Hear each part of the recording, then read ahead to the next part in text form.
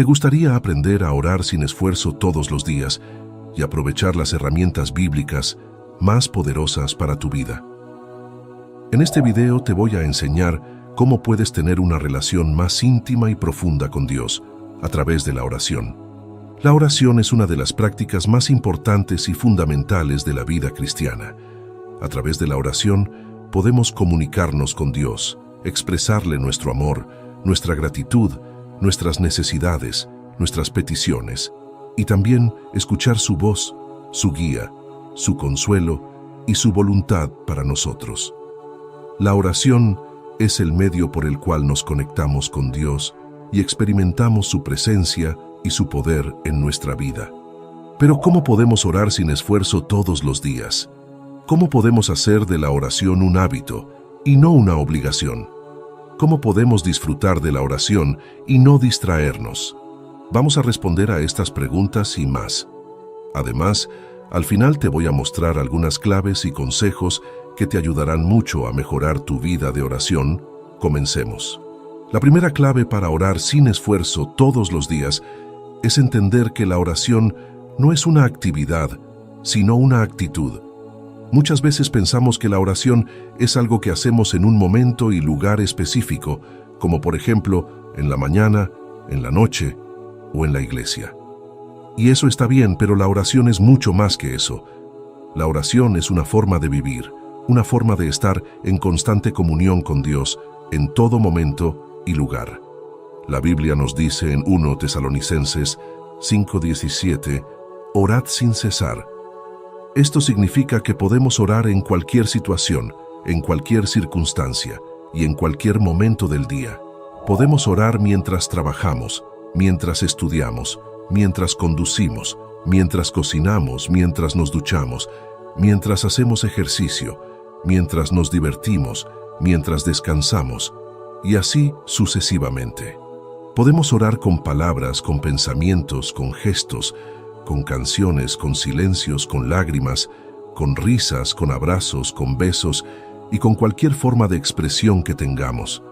Lo importante es que mantengamos nuestro corazón y nuestra mente conectados con Dios y que le hablemos y le escuchemos como a nuestro mejor amigo. Cuando entendemos que la oración es una actitud y no una actividad, se nos hace más fácil y natural orar sin esfuerzo todos los días. No tenemos que esperar a un momento o lugar especial para orar, sino que podemos hacerlo en cualquier momento y lugar. No tenemos que sentirnos culpables o frustrados si no podemos dedicarle mucho tiempo a la oración, sino que podemos aprovechar cada oportunidad que tengamos para orar. No tenemos que seguir un método o una fórmula para orar, sino que podemos hacerlo de la forma que más nos acomode y nos guste. Lo único que tenemos que hacer es estar conscientes de la presencia de Dios en nuestra vida y conversar con Él como lo haríamos con un amigo. Pero ¿cómo podemos estar conscientes de la presencia de Dios en nuestra vida? ¿Cómo podemos recordar que Dios está con nosotros y que quiere que le hablemos y le escuchemos? Aquí es donde entran en juego las herramientas bíblicas más poderosas para nuestra oración, así que presta mucha atención a lo siguiente. Estas herramientas son recursos que Dios nos ha dado en su palabra para que podamos orar de una manera más efectiva y poderosa. Son las siguientes. Primero, la alabanza. Es la expresión de admiración y aprobación hacia Dios por su grandeza, su bondad y sus obras. La alabanza reconoce la gloria de Dios en sí misma y la ensalza. La alabanza es una forma de adorar a Dios y de honrar su nombre. La alabanza puede ser individual o colectiva, verbal o musical, espontánea o litúrgica. Un ejemplo de alabanza es el Salmo 150, que dice: Alabad a Dios en su santuario, alabadle en el firmamento de su poder, alabadle por sus proezas, alabadle conforme a la muchedumbre de su grandeza, alabadle a son de bocina, alabadle con salterio y arpa. Todo lo que respira alabe a Jehová, aleluya. Salmo 150, 1-6. Este salmo nos invita a alabar a Dios con todo nuestro ser y con diversos instrumentos musicales por sus maravillosas obras y su majestad. El salmo termina con una exclamación de alegría y de triunfo. Aleluya, que significa alabad a Yahvé. Segundo, la acción de gracias. Es la conciencia de los dones que Dios nos ha dado y la respuesta de gratitud que le ofrecemos. La acción de gracias es proporcional a la sensibilidad de esa conciencia de la gratuidad. Cuanto más conciencia tengamos de que vivimos de la gracia, más espontáneamente brota la acción de gracias. La acción de gracias es una forma de reconocer la bondad y la generosidad de Dios y de expresar nuestra alegría y nuestra satisfacción.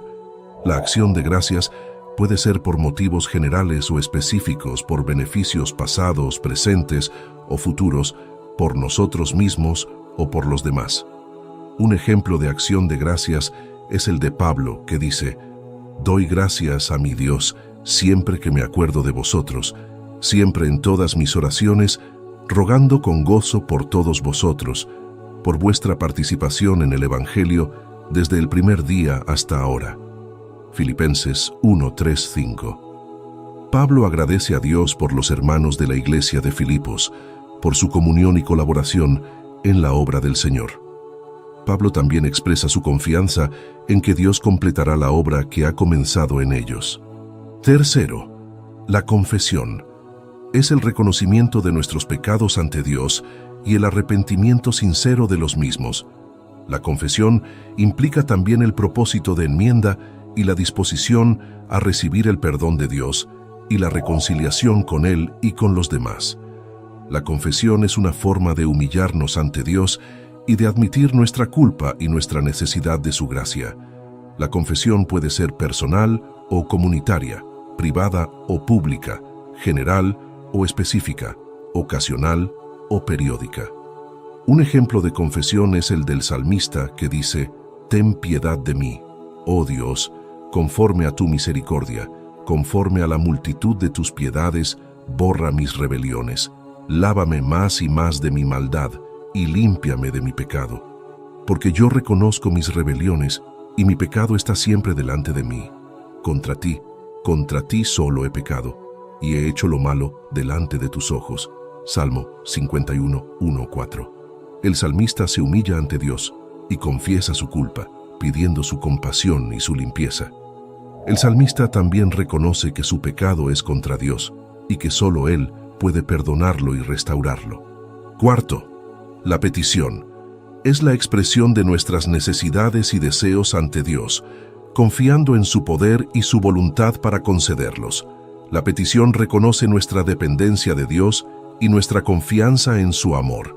La petición es una forma de acercarnos a Dios y de pedirle su ayuda y su provisión.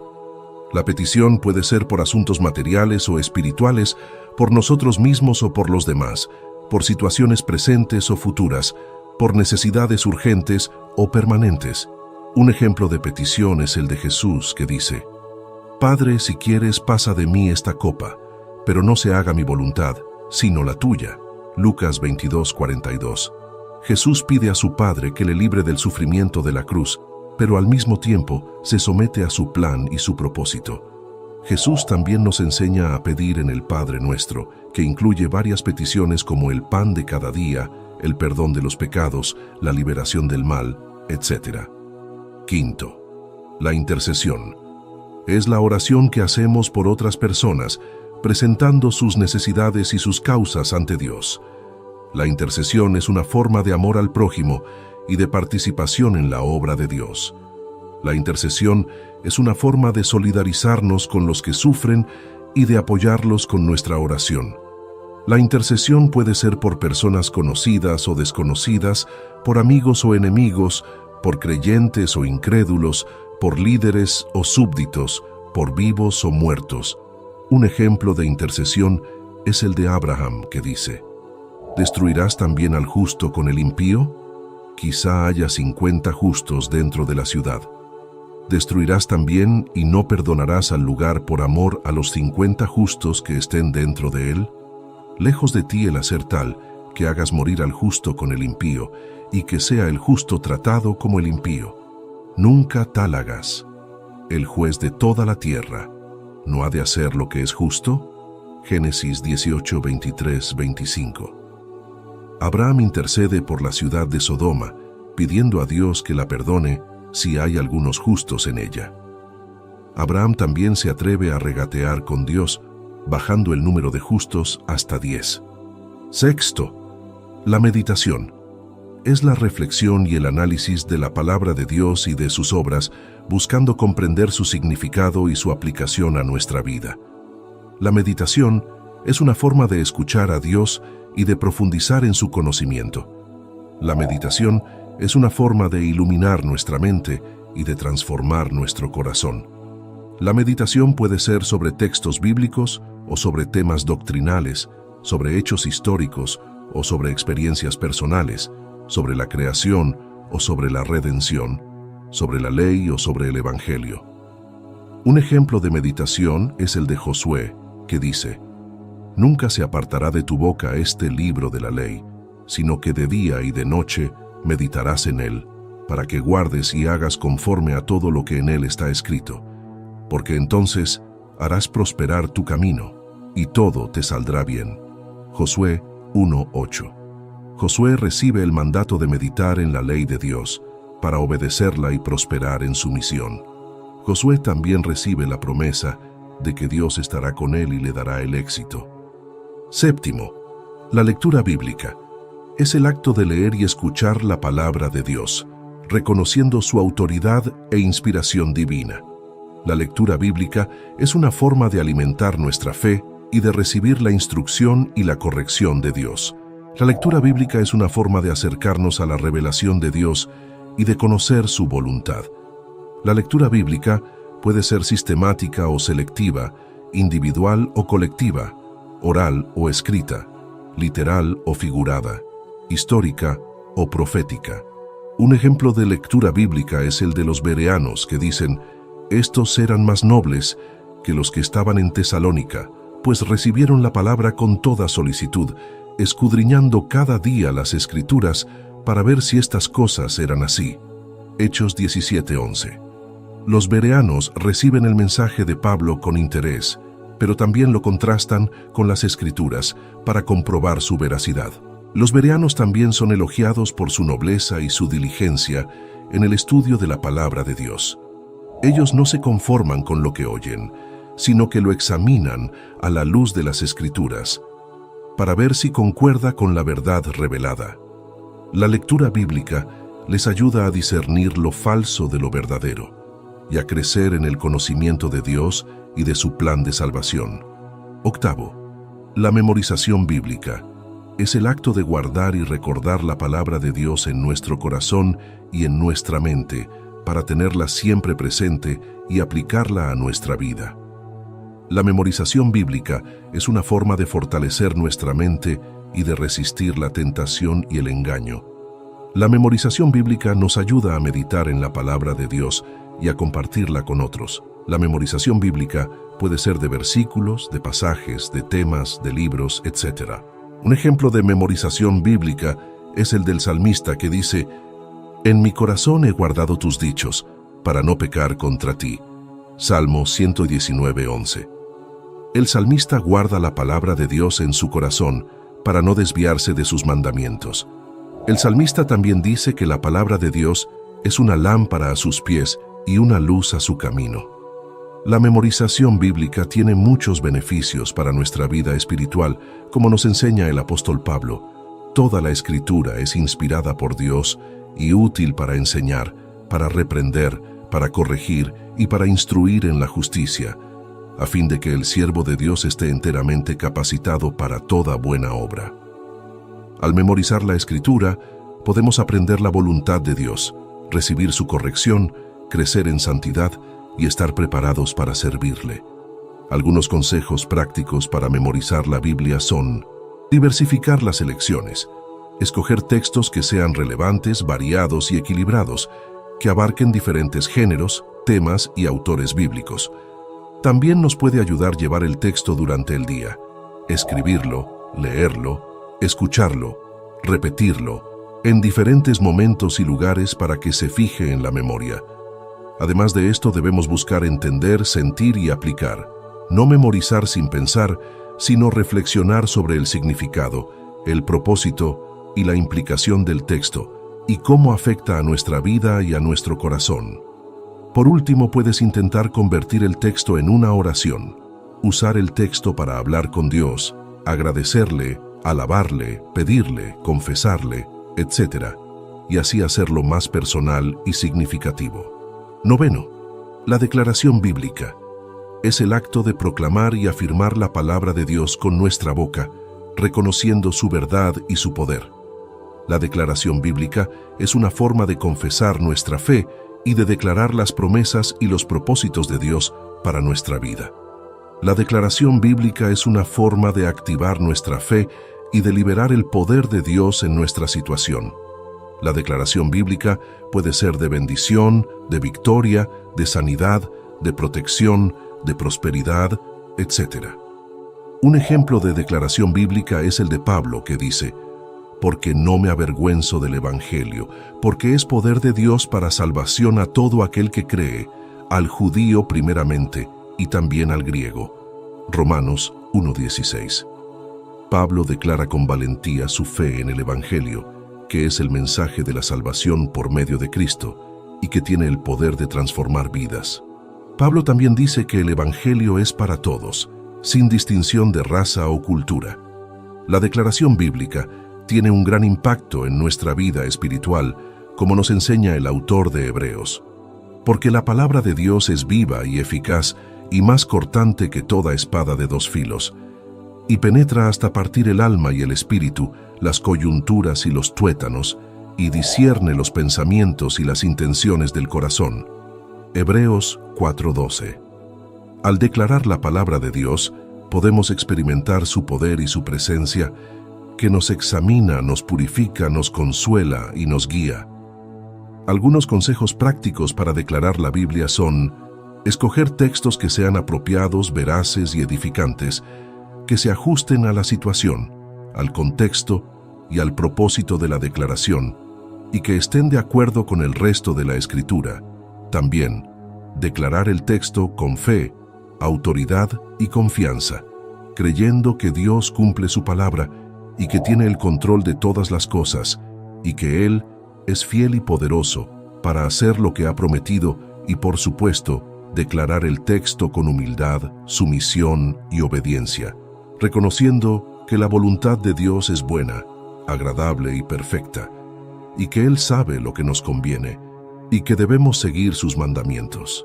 Estas herramientas bíblicas son como los ingredientes de una receta que podemos combinar y variar según nuestro gusto y necesidad. No tenemos que usarlas todas al mismo tiempo, ni en un orden específico, ni en una cantidad determinada. Podemos usarlas según el momento, el lugar y la situación en la que nos encontremos. Lo importante es que sepamos qué son, cómo funcionan y cómo aplicarlas en nuestra oración. Hasta ahora, hemos aprendido herramientas muy poderosas para mejorar nuestra oración.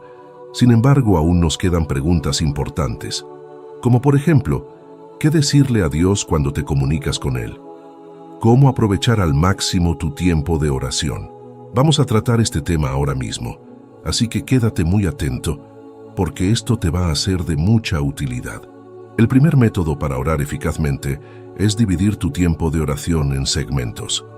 Esto te ayudará a tener una oración más ordenada y equilibrada y a evitar que te distraigas o te aburras. Puedes dividir tu tiempo de oración en 4 segmentos: acción de gracias, alabanza, petición y escucha. Cada uno de estos segmentos tiene una función y una importancia específica en tu oración.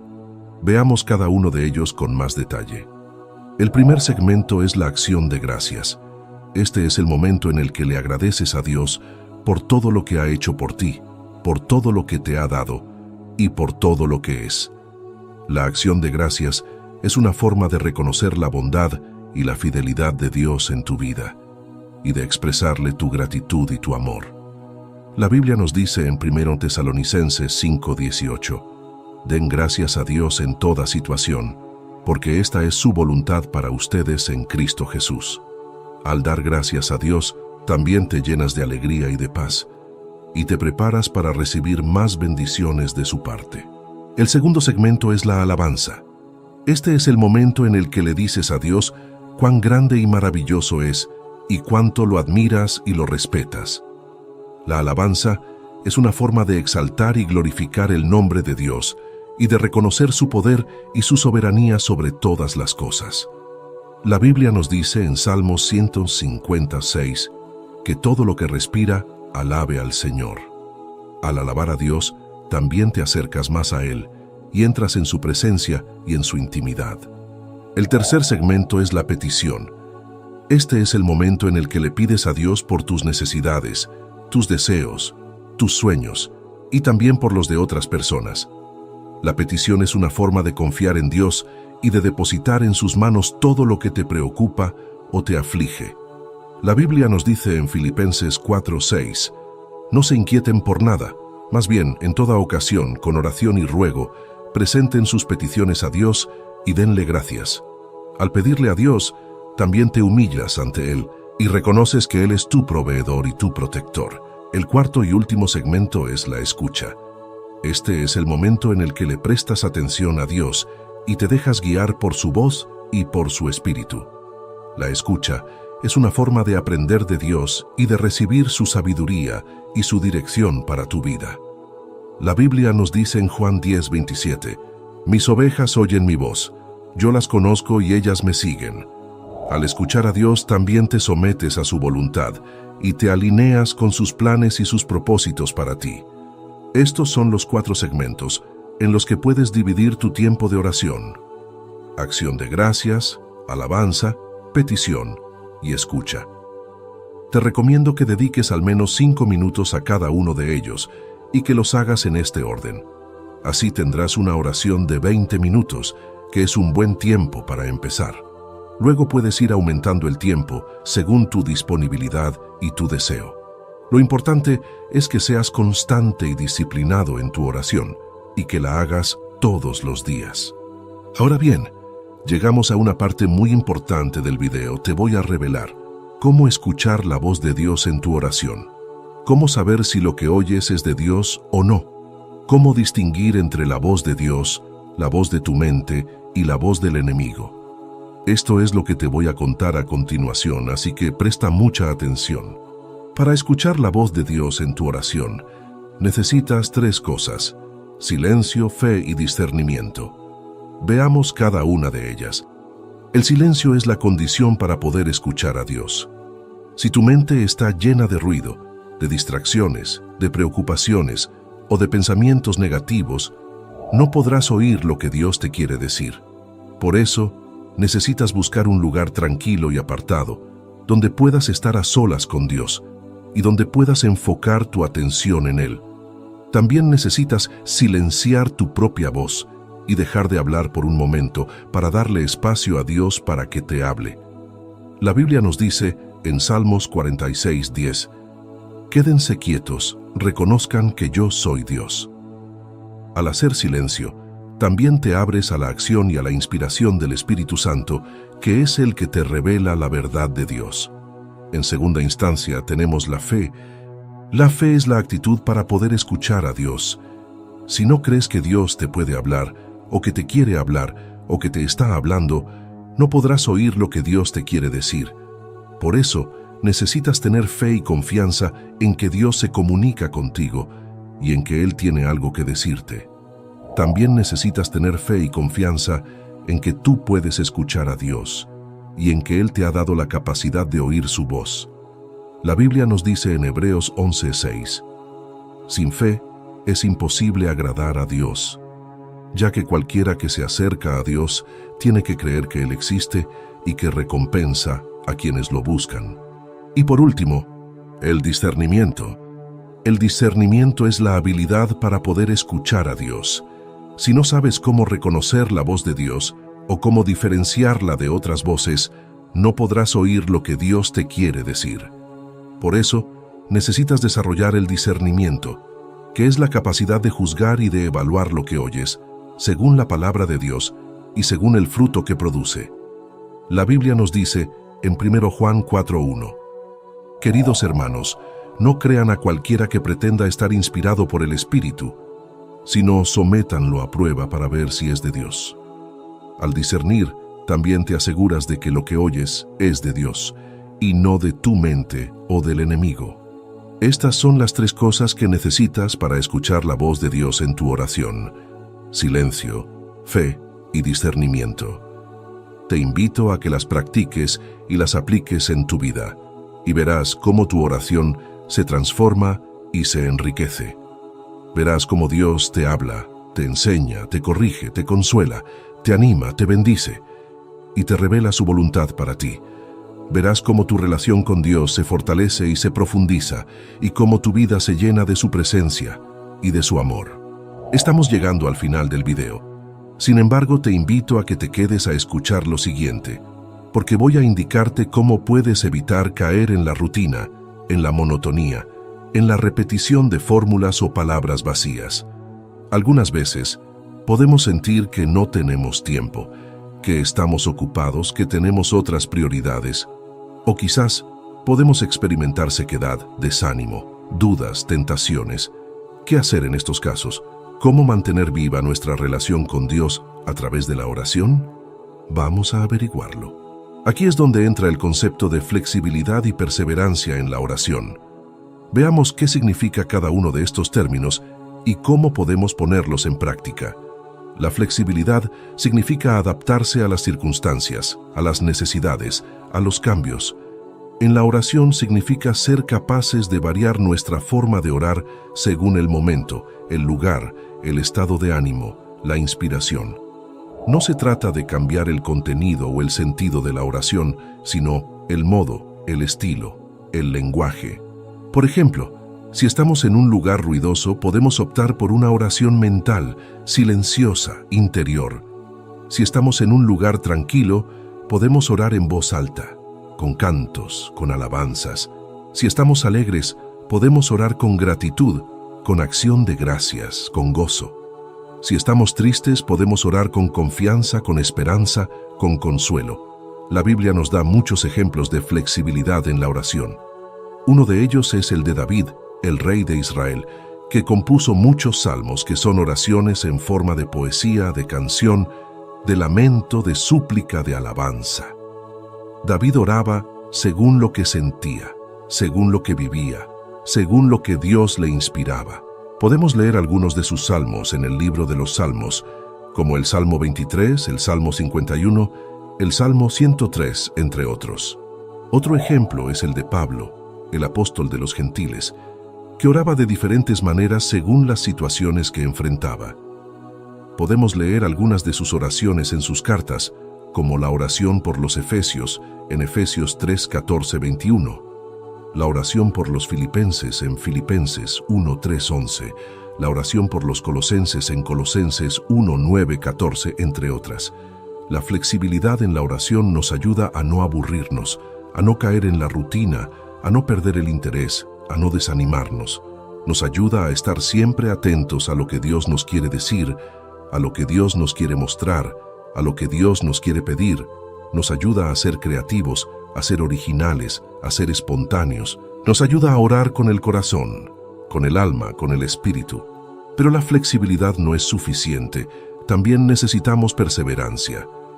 Perseverancia significa constancia, firmeza, fidelidad. En la oración significa no dejar de orar, no abandonar la oración, no renunciar a la oración. Significa orar siempre, orar en todo momento, orar sin cesar. La oración es como el alimento.